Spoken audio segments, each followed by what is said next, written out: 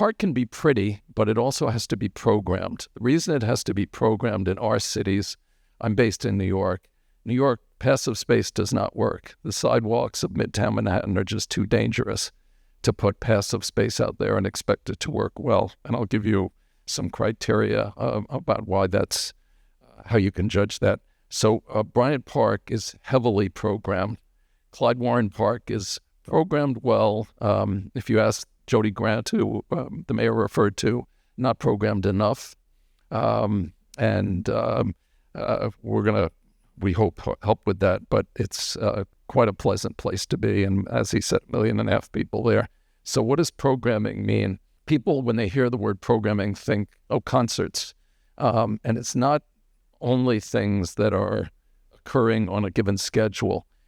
We criticize parks that spend too much time at the bottom of this pyramid. It says concerts and festivals. I'll give you one. So I'm not going to make the Atlanta papers with this comment, but Centennial Olympic Park in Atlanta is generally empty. And that's a shame because it's surrounded by wonderful stuff. The Worlds of Coke, the aquarium, the place where the Atlanta Hawks play. And it should be busy as hell. It's not, because it's occasionally programmed, very rarely, at the bottom of that pyramid.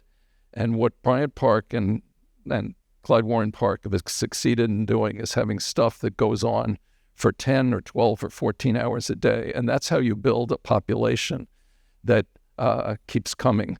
So not just a concert that you might know is Thursday at 12:30, because the odds are if you're a visitor, you're not going to be there Thursday at 12:30, but something that as you go in, you're going to see on both sides of your path things we call amenities that are in that list at the top and core programs. So that's very important. So the second thing that you must do is think about who will use the park at what times. So when you do programming, you think of your clienteles. So this is the way we viewed it at Bryant Park, and we've extended this to our work in San Francisco and elsewhere. I once was in Beijing, and they don't have time zones in China, which some of you may know. So the sun comes up in June in Beijing at about 2:45 in the morning. So I was jet-lagged and miserable. I went out on the streets expecting to see nothing, and I see thousands of Chinese doing Tai Chi early in the morning. And I said, this is incredible. They've also forced people at that time to retire at age 55 in China. So there are a lot of elderly Chinese out doing Tai Chi. So I had an insight there. I said, the elderly have a different time schedule in mind than the rest of us. So let's do Tai Chi early in the morning, seniors. And then let's, families, we have a tremendous business in toddlers. They're great park patrons. It's unbelievable what's going on at Bryant Park with toddlers, and a little bit in Klyde Warren. So families in the middle of the morning, and they're looking for things to do with the little ones. The long day is stretching ahead of them. And then workers come out of the office buildings. If you're in a location like yours, or Bryant is, seniors are most comfortable, aside from the Tai Chi doers, at early afternoon. So we have a piano concert. The average age of our piano concert watchers is probably 85. I'm not kidding. So it's a wonderful event for them. They like to be off the streets by the time the streets turn from okay to dangerous. And then students wake up at about 1:30 or 2 in the afternoon, and you have a lot of those nearby. And I don't know why they go to sleep so late. We try to discourage our kids from doing that in college. So they show up later, and they fill in that nice gap between seniors and when people like residents return to their places and would like to see, and also the weather is cooled down in your hot months. So that's a good time to program for our residents and some of the others who hang around. So that's the way you should think about programming. So I'll skip through these a little quickly, but if you go to Bryant Park in New York, how many have ever been there? Pretty good. So that's my laboratory. And we practice things there, and then we move them to the rest of the country. So this is an old chart of all the things you'd be seeing almost every day in the park.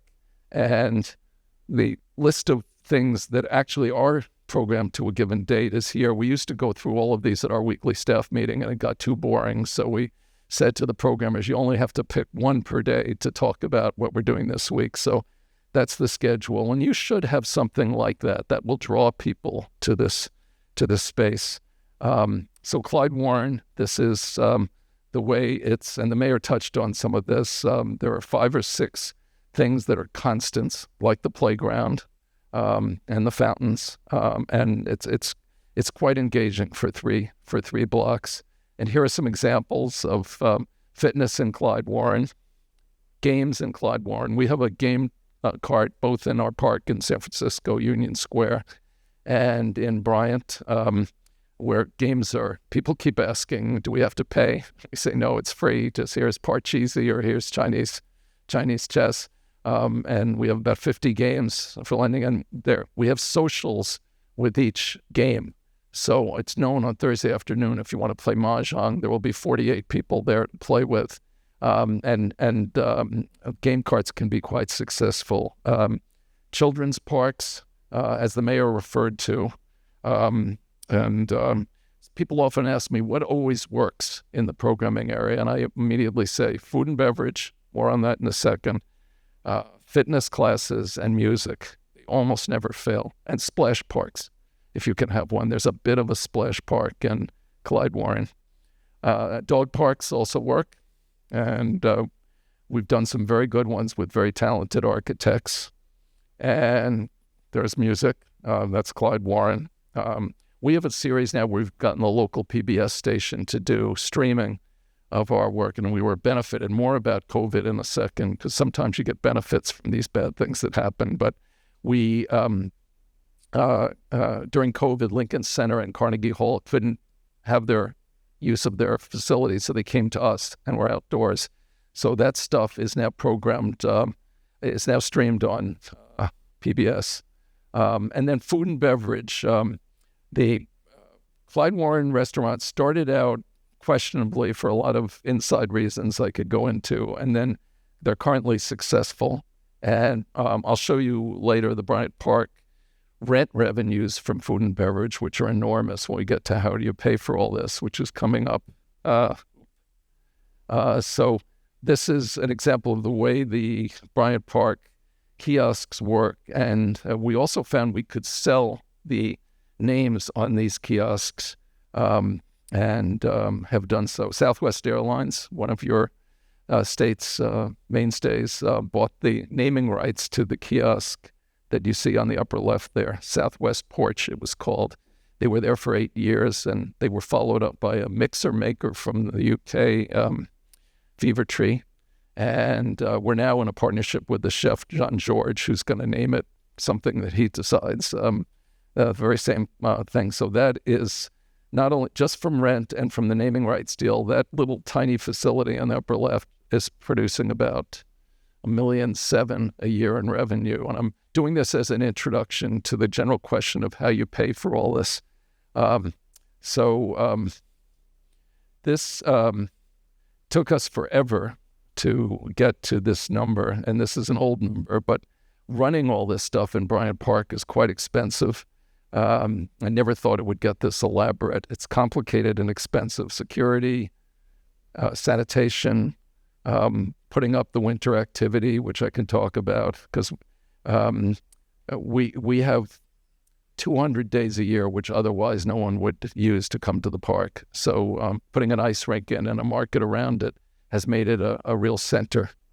So here is the slide that some in cities, you guys are top 25 cities, so you're not small.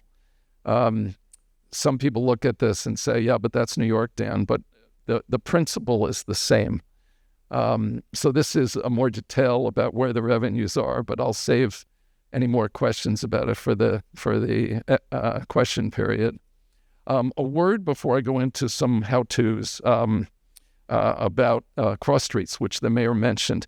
I was summoned to Dallas from New York to meet with the angry, he referred to this, the angry board members of the Dallas Museum of Art who didn't want Harwood Street closed, and we intended to close it. So you can see there it's St. Paul, Harwood, Olive, and Pearl are the cross streets. as the mayor said, it turned out to be a great thing for the museum. We've got gorgeous gardens. We've got things to play. We have concerts for free. Everything's free in Bryant Park except buying food and getting a carousel ride. So that's the function. For those of you interested in equity, that's really the function this deck park can play in El Paso and has played in Dallas, and a different version has played in Bryant Park, not a deck park, but that's a key part of our role. So thank you for listening, and best of luck. I know this is going to be successful. You have fabulous leadership. I've already met with them and see them. You're on your way. Thanks very much.